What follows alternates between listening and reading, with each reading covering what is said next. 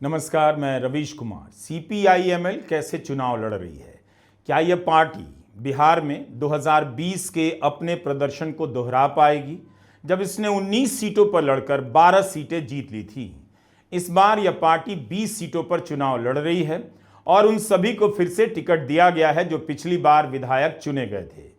गरीबों की यह गरीब पार्टी कैसे चुनाव जीत जाती है और लड़ती है, क्या आपको अंदाजा है? रैली रिपोर्ट में आज हम माले के नेता दीपांकर भट्टाचार्य के भाषणों का विश्लेषण करेंगे। बिहार कभी बिकता नहीं है, न कभी बिका है, न बिकेगा, न झुका है, न झुकेगा। बिहार लड़ेगा और लड़ करके अपना पूरा हक लेगा। इस चुनाव में दीपांकर भट्टाचार्य ने 100 से अधिक सभाओं को संबोधित किया है। ऐसी हेडलाइन केवल और केवल प्रधानमंत्री मोदी और गृह मंत्री अमित शाह के लिए आरक्षित होती है कि उन्होंने कितनी सभाएं की और कितनी रातें पटना में गुजारी। दीपांकर 1000 सभाएं भी कर लेंगे तो गोदी मीडिया जगह नहीं देगा। हम रैली रिपोर्ट घर बैठकर करते हैं, किसी पार्टी या नेता के कई वीडियो को खंगालते हैं, देखते हैं, सुनते हैं और उस पर एक रिपोर्ट बनाते हैं।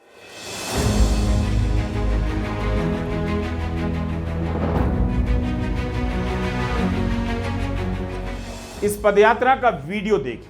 महीना अक्टूबर का है। अपनी पार्टी के दिवंगत कॉमरेड की स्मृति सभा के बाद दीपांकर भट्टाचार्य 10 किलोमीटर की पदयात्रा कर रहे हैं। जिन दलों के नेताओं का जीवन सड़क से जुड़ा होता है, उनके बाद उन्हें इस दुनिया से जाने के बाद उन्हें याद करने के लिए पैदल चलने की यह यात्रा कितनी अलग है, मैं भी नहीं जानता, आप भी नहीं जान पाएंगे कॉमरेड राम नरेश राम कौन थे। लेकिन इस पार्टी ने अपने इस नेता की याद में पदयात्रा निकाली। उस समय की प्रेस रिलीज बताती है कि पदयात्रा कॉमरेड राम नरेश राम की मूर्ति से प्रारंभ होकर उनके गांव एक बारी तक पहुंची। हजारों की संख्या में पार्टी के कार्यकर्ता शामिल हुए। एक बारी भोजपुर में है। क्या आप किसी की याद में कभी इस तरह से पैदल चलते रहे हैं? प्रेम के कमिटमेंट से कहीं ज्यादा गहरा होता है राजनीति का कमिटमेंट। राजनीति में सारी स्मृतियां मीडिया और सोशल मीडिया की फैक्ट्री में नहीं बनती हैं और केवल वही याद नहीं किए जाते जिनके नाम पर डाक टिकट जारी होता है या अस्पताल का उद्घाटन होता है। आपने चुनावी कवरेज में लोकतंत्र का तमाशा देखा, बताशे लूटे, उसकी आत्मा नहीं देखी। गोदी मीडिया आपको एक ही तरह की खबरों से सूखी झाड़ी में बदल देता है। इसीलिए टीवी देखने वालों के भीतर से जीवन, प्रेम और लोकतंत्र का रस सूख चुका है। कभी खबरों की विविधताओं से अखबारों का पन्ना सुंदर लगता था, आज एक रंगा है और एक रंगा बदरंग लगता है।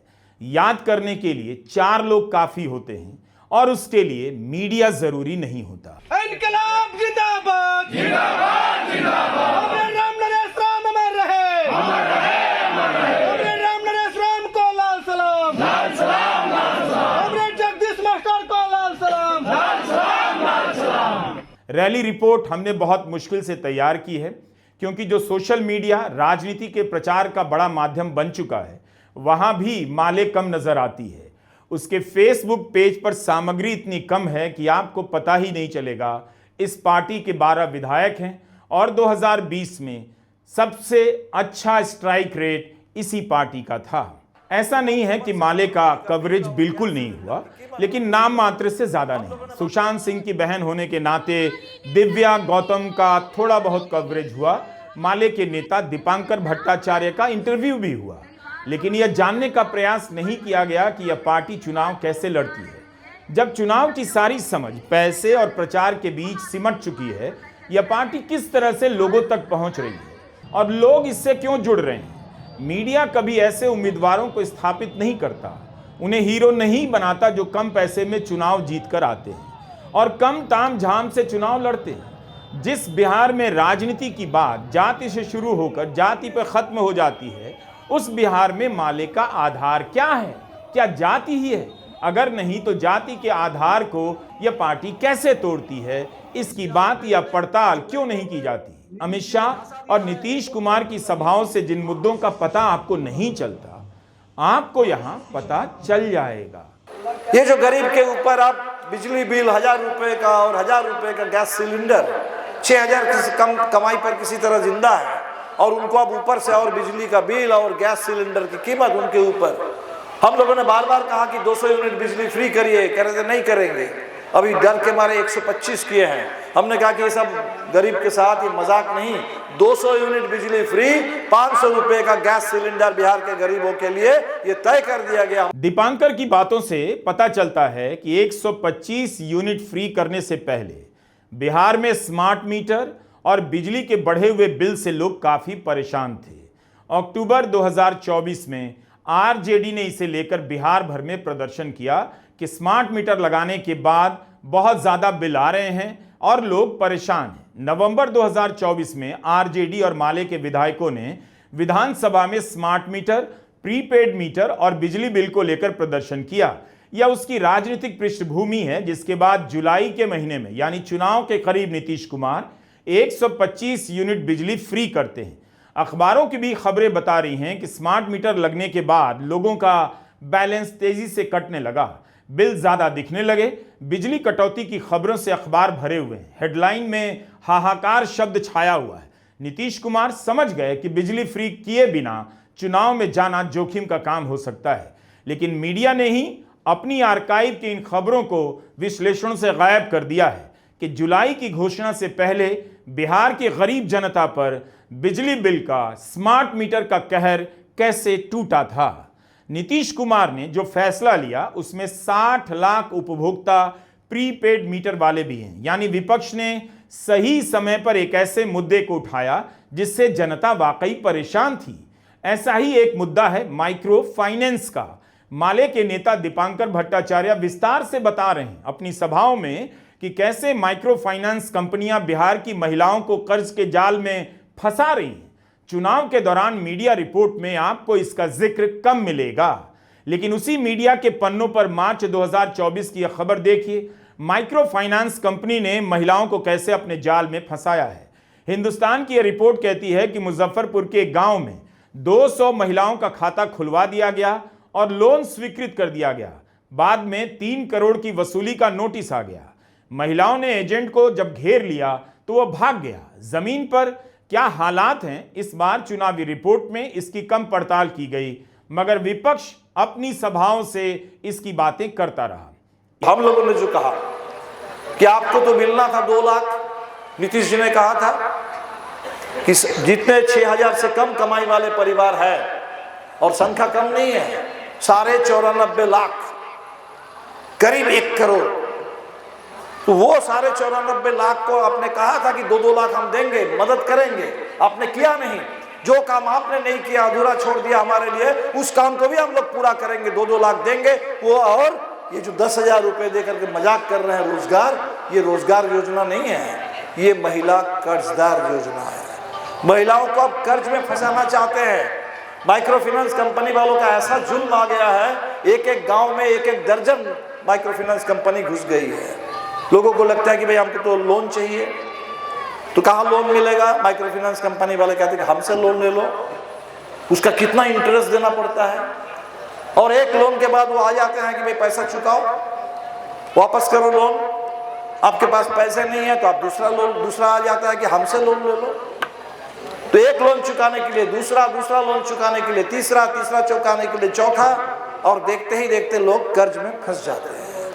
और इसके चलते कितने लोगों को आत्महत्या करना पड़ रहा है, घर छोड़ करके भागना पड़ रहा है।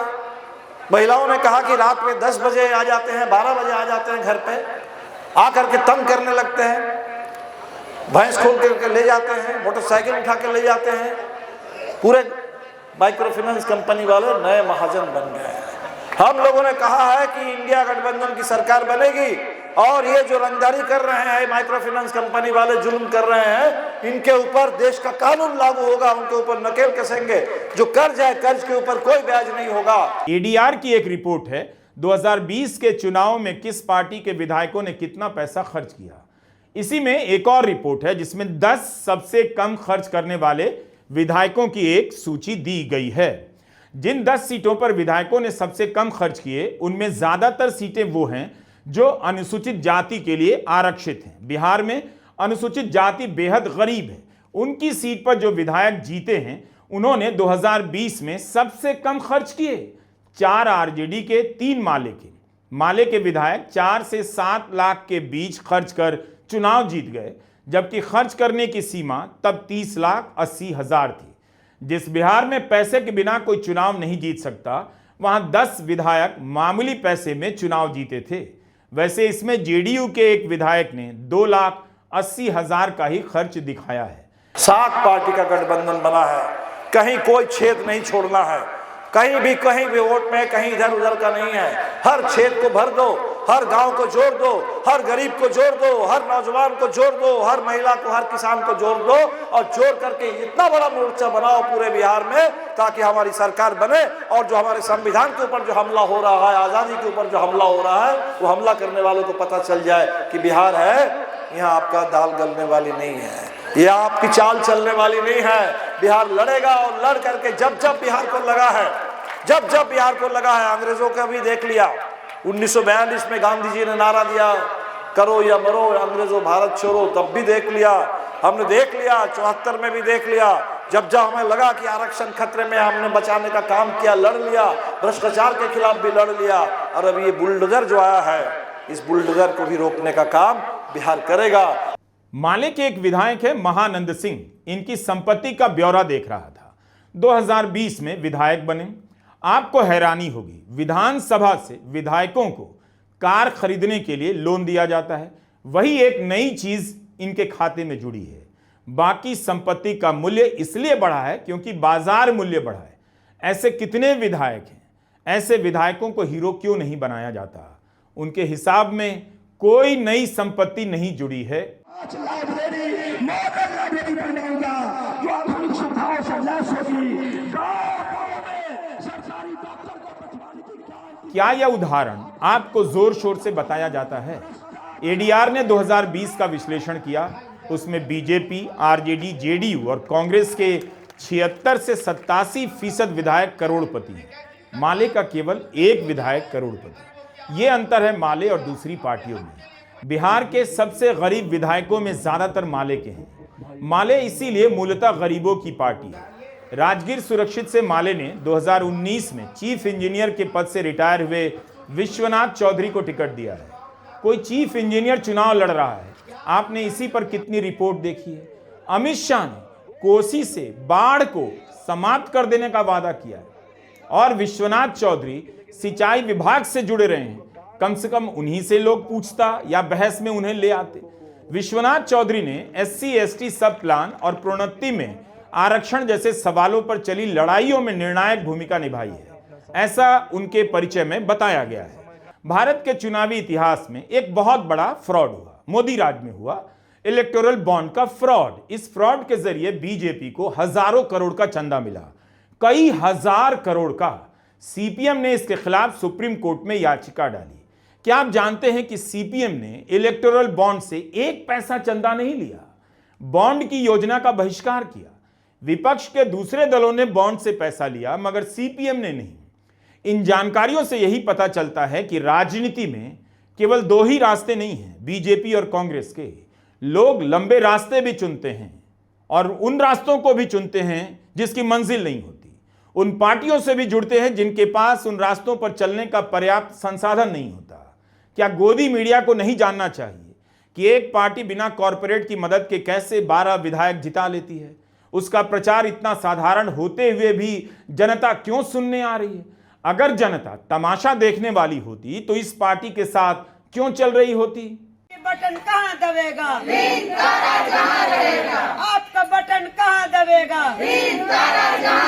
महागठबंधन जिंदाबाद, जिंदाबाद, जिंदाबाद, महागठबंधन जिंदाबाद। माले के उम्मीदवारों के प्रचार वीडियो में चल रहे लोगों का हाल भी देखिए। पता चल रहा है किस बिहार का प्रतिनिधित्व यह पार्टी करती है। अरबों रुपए फूंक कर भी बड़े बड़े दल हर किसी तक नहीं पहुंच पाते। दीपांकर के भाषणों में इसका जिक्र बार बार आता है। उनके उम्मीदवारों को परेशान किया जाता है, जीत जाते हैं तब भी केस मुकदमों में फंसाया जाता है ताकि उनकी राजनीति खत्म हो जाए। ऐसा ही एक उदाहरण वे भोरे के उम्मीदवार का देते हैं। आरोप लगाते हैं कि 2020 के चुनाव में माले के प्रत्याशी जितेंद्र को करीब 400 मतों से जबरन हराया गया। और चुनाव के बाद फर्जी मामले में फंसाकर चुनाव लड़ने से रोक देने की साजिश की गई। इस बार भोरे से माले ने जेएनयू के पूर्व अध्यक्ष धनंजय को मैदान में उतारा है। जो भी हमारे नौजवान बिहार में सरकार के लिए काम कर रहे हैं, वो सरकार के लिए काम कर रहे हैं। अभी हमने देखा कि भूमि सर्वे हो रहा था, जो इंजीनियर लोग काम कर रहे थे, नौजवान डिग्री वाले, डिप्लोमा वाले, वो काम कर रहे थे। उन्होंने जब कहा कि हम सरकार के लिए काम कर रहे हैं, हमारे काम को पक्का करो, हमें नियमित बनाओ, पक्कीकरण हो, तो इन लोगों ने बर्खास्त कर दिया। आंदोलन करने लगे तो लाठी चली। भाजपा जदयू के दफ्तर में जाने की कोशिश किए ज्ञापन देने के लिए, तो पूरे पटना में देखिए भाजपा और जदयू के दफ्तर के बाहर पुलिस की तैनाती, परमानेंट वहां पुलिस है, वहां आप जा नहीं सकते। तो ये जो नौजवानों के साथ मजाक हो रहा है, हम लोगों ने कहा कि बिहार में जो भी नौजवान, बिहार की महिलाएं जो सरकार के लिए काम कर रहे हैं, सरकार भी उनके लिए काम करेगी, उनके काम को सरकारी काम मानेगी और उन तमाम लोगों को सरकारी कर्मी का दर्जा मिलेगा। आउटसोर्सिंग और संविदा पर काम, इसको खत्म करो। बिहार में नेता अब भी बात करते हैं, भीड़ को ललकारते नहीं, हुंकार नहीं भरते। दीपांकर के भाषणों को सुनकर आपको लग सकता है कि किस जमाने के नेता हैं, मगर इसी जमाने में वे राजनीति कर रहे हैं, जब हर दूसरा नेता लाउड स्पीकर से भी ज्यादा गला फाड़कर चीख रहा है और नफरती लाइन पर पहुंचते ही ऐसे चीखता है जैसे धरती अभी फट जाएगी। सांप्रदायिक राजनीति बिना जोरदार और ललकारी भाषणों के हो ही नहीं सकती, क्योंकि इसकी पहली शर्त होती है जोर से बोलो, इतना जोर से बोलो कि लोगों का दिमाग बंद हो जाए, सोच ना पाए। इसलिए ललकारी भाषण दिए जाते हैं। आप नोट कीजिए, जब मंदिर और घुसपैठ पर बीजेपी के नेता भाषण देते हैं तो उस एक लाइन पर पहुंचकर उनकी आवाज किस तरह से बदल जाती है। उस दौर में दीपांकर समझाने और बात करने की शैली में राजनीति करते हैं, उस राजनीति में अपने यकीन को दोहराते हैं। गांधी जयंती का दिन है और 2 अक्टूबर का दिन गांधी जी कब याद किए गए? 2 अक्टूबर का दिन आरएसएस की शताब्दी मनाने का काम हुआ। आरएसएस की शताब्दी थी। कौन आरएसएस?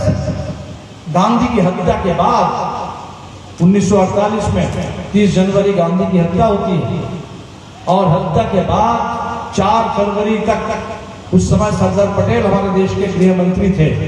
आरएसएस पर पाबंदी लगती है। क्यों आरएसएस पर पाबंदी लगती है? सरदार पटेल ने कहा कि आरएसएस ने जो नफरत फैलाया है, जो हिंसा का माहौल बनाया है, और इस पर अगर रोक नहीं लगेगी तो हिंदुस्तान खत्म हो जाएगा, देश बिखर जाएगा, देश की आजादी खतरे में रहेगी, फ्रीडम विल बी इम्पेरिड। ये सरदार पटेल की भाषा था। तो जिस समय 1949 में 1948 में जिस आरएसएस के ऊपर पाबंदी लगी है, संविधान पारित होने के समय वही आरएसएस है जो आरएसएस खुल करके लिखता है कि ये संविधान हमें मान्य नहीं है, हमें तो मनुस्मृति चाहिए हिंदुस्तान में।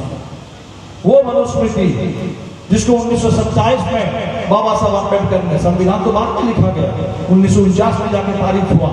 संविधान लिखने से बहुत पहले, 20 साल पहले बाबा साहब ने तय कर लिया कि मनुस्मृति ये गुलामी का दस्तावेज है, ये गुलामी का दस्तावेज हिंदुस्तान में नहीं चलेगा, और उसको सार्वजनिक रूप से उसका दहन किया। इसको जलाकर ही, गुलामी के जंजीरों को तोड़कर ही, गुलामी के दस्तावेजों को जलाकर तभी हिंदुस्तान में आजादी आएगी और तभी आजाद हिंदुस्तान का संविधान लिखा जाएगा। तो ये जो तय हुआ, आज उसी आरएसएस की अभी शताब्दी वर्ष है, और आरएसएस के शताब्दी वर्ष में आरएसएस वाले बनाए तो चलो बात समझ में आती है, हिंदुस्तान की सरकार बना रही है, डाक टिकट जारी किया गया है, आरएसएस के लिए एक पूरा पॉइंट जारी किया गया, सरकार जश्न मना रही है आरएसएस की शताब्दी पर। इस बात को समझिए, ये हिंदुस्तान के लिए खतरे की घंटी है, हमारे देश के भविष्य के लिए, इस देश के लिए बाबा साहब अम्बेडकर का वो संविधान, जिस संविधान के पहले पन्ने पर लिखा गया था। और इसीलिए चुनाव सिर्फ राजनीति का नहीं, सिर्फ बिहार का नहीं, ये पूरे हिंदुस्तान को भविष्य तय करने वाला चुनाव है। बिहार में दूसरे चरण का प्रचार समाप्त हो गया। बिहार अपनी क्या दिशा तय करता है 14 नवंबर को बता देगा। राजनीति खेती की तरह होती है, धान के बाद गेहूं की खेती में लग जाना होता है। गोदी मीडिया के लिए चुनाव के साथ साथ राजनीति समाप्त हो जाती है, लेकिन लोकतंत्र की आंत में पाचन क्रिया तभी ठीक रहती है जब कहीं कोई पदयात्रा कर रहा होता है, कहीं प्रदर्शन हो रहा होता है और कहीं सभाएं चल रही होती हैं, चर्चाएं चल रही होती हैं। जैसे आप पाचन को ठीक रखने के लिए टहलते हैं, दौड़ते हैं, वैसे ही लोकतंत्र विपक्ष की आवाज से अपनी आंतों का पता करता रहता है, कहीं कोई कैंसर तो नहीं है। नमस्कार, मैं रवीश कुमार।